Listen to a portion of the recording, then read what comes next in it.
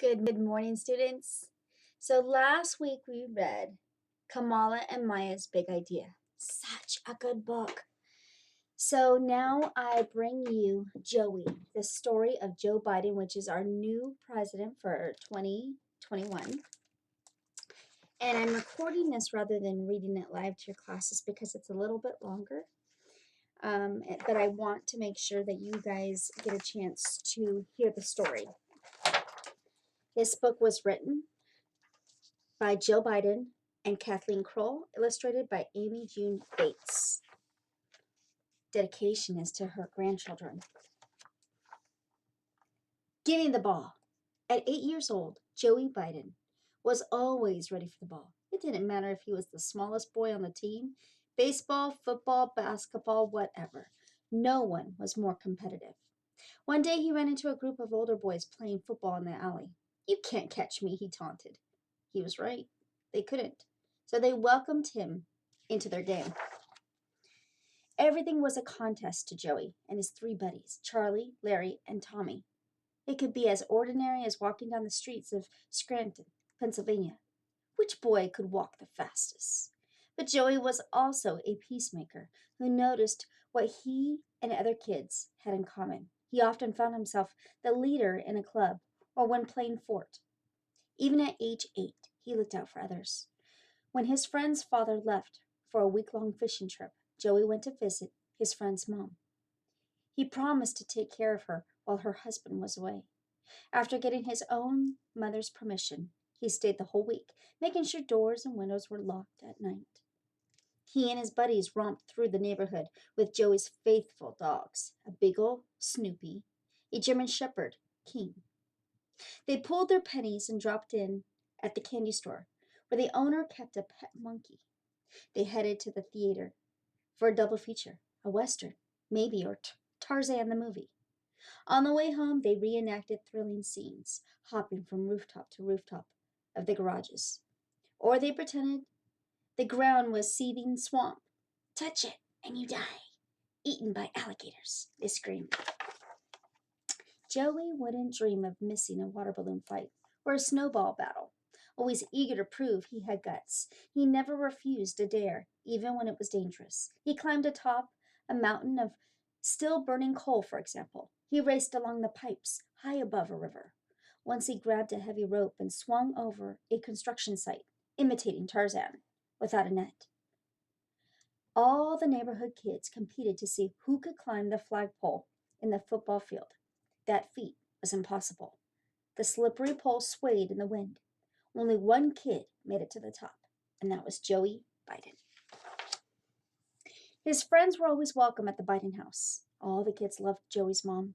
Mrs. Biden gave them confidence. To Joey, she would say, bravery resides in every heart, and yours is fierce and clear.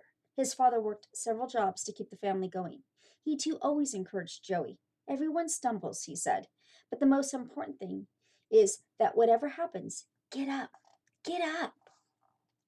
Family fortunes were up and down. To find work, Mr. Biden moved the family from Scranton and eventually to Delaware. Moving could be difficult, but Joey was lucky to have his brothers, Jim and Frank, and his sister Valerie, who was also his best friend. Joey and Val were so close that they could finish each other's sentences. As soon as she was old enough, he'd say to Val, "Okay, hop on." He'd scoop her up on the bike handles and take her to any playground she wanted. He taught her all his best sport moves, urging her to keep up with him and his buddies. As the oldest, Joey took the lead with his siblings. He, Val, and their two younger brothers made a deal with their parents. The kids could settle their own arguments among themselves, closing the door until they resolved them. The whole family had a rule. If you said, "I give you my word as a Biden," it meant you were telling the absolute truth. Often, after dinner, Joey biked down to the drugstore to get everyone a half-gallon of vanilla ice cream to eat while watching Lassie and their other favorite TV shows on TV. Home was a place for family and learning. His uncle sat Joey down with the newspaper editorial pages and discussed the latest news. Sunday was always family church day. After Mass, the grown ups sat around the kitchen table to talk politics, sports, and Joey did too. But school was where the bullies were. Joey's mind was always sharp and fast, but talking was sometimes really difficult. He stuttered. The words just would not come out smoothly. Joey, it's because you're so bright, his mother would tell him. You can't get the thoughts out quick enough. Kids made fun of him with cruel nicknames. They assumed he wasn't smart. Joey felt incredibly frustrated, but he remembered his father's words. Get up, get up. Instead of showing how hurt he fought with boys who teased him.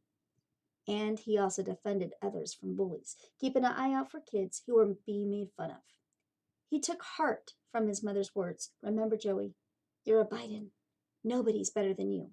You're not better than anyone else, but nobody is better than you. Joey started thinking of ways to help himself talk more smoothly. Reading out loud in class was his biggest fear.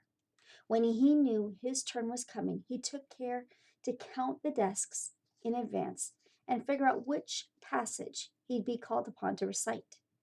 Then he would memorize it, practicing when to pause, pretending that he was reading out loud. He noticed that planning ahead helped. As a paperboy delivering the newspapers, he knew which neighbors along his route were fans of the Yankees. Before he went to collect payment, he would check the sports pages so he could say something about the latest game. He even tried the famous marble trick he read about from ancient Greek philosophers. One day he took 10 pebbles from a neighbor's garden, put them in his mouth, and practiced speaking, hoping to strengthen his muscles. He had to stop when he realized he was more likely to swallow the pebbles than anything. Joey went to Catholic schools where nuns were the teachers. They taught math and history, of course, but also values like playing fair, helping others, and being honest. Nuns even played baseball with him. They did everything to encourage him. They stood up for him when he was bullied, and they offered ideas to help with his speech. One nun suggested putting a sing-song rhythm to his words. So in his bedroom, Joey began memorizing long passages of Irish poems. While holding a flashlight under his chin in front of the mirror, he recited poetry out loud, studying the movements of his face, trying to stop his muscles from tensing up. Hours of practice seemed to help. After his father got a better job and the family moved to Claymont, Delaware, Joey looked ahead, or actually, across the street. His deepest wish was to attend the Catholic high school overlooking the Delaware River. This was a stately marble building he could see from afar, the sunlight dancing off its 200 windows.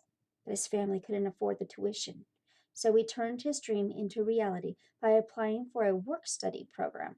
He spent summers painting the school's iron fences and pulling weeds in the formal gardens, and he washed those windows, all 200 of them, with vinegar and water, drying them with newspapers.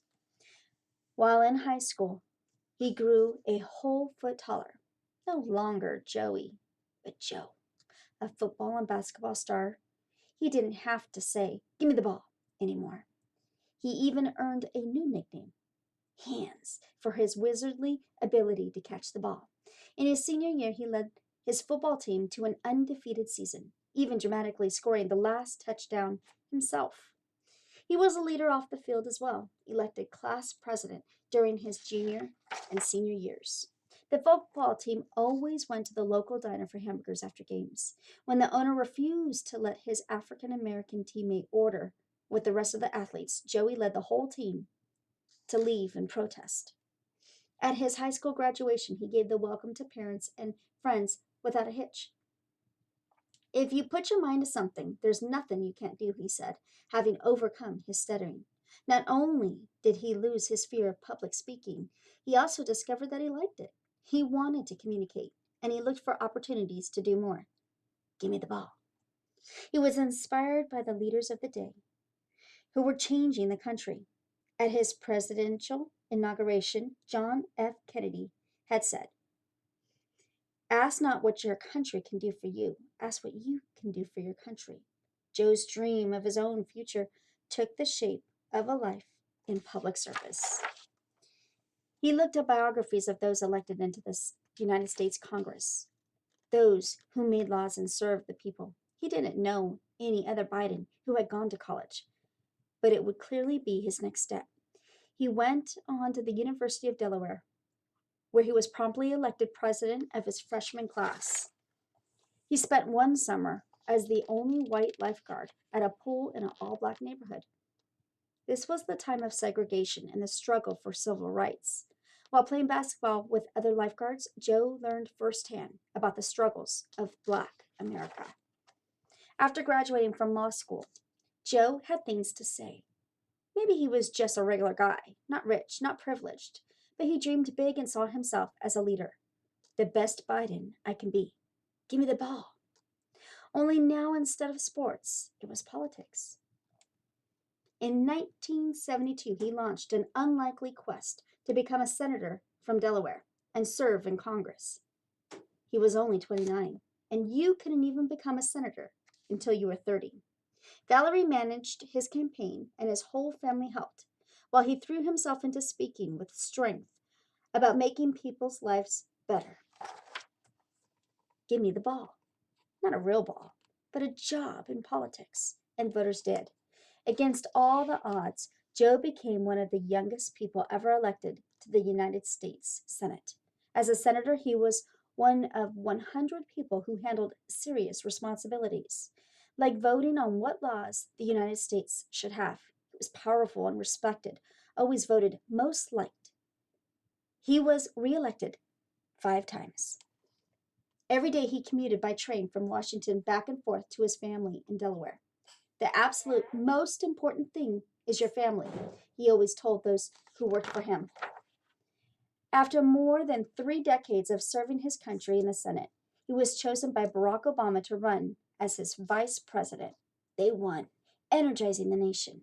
Now Joe was speaking more than just about anyone, representing White House policies around the country and in 50 countries around the world. He served 8 years with distinction, leading President Obama to call him the best vice president America's ever had. After huddling with his family, he announced in 2019 that he was running for president of the United States. With his decades of experience, he called the next election a battle for the soul of America, and Joe Biden was ready to fight it. Give me the ball. And here's some pictures of his family and when he was younger. What a great story.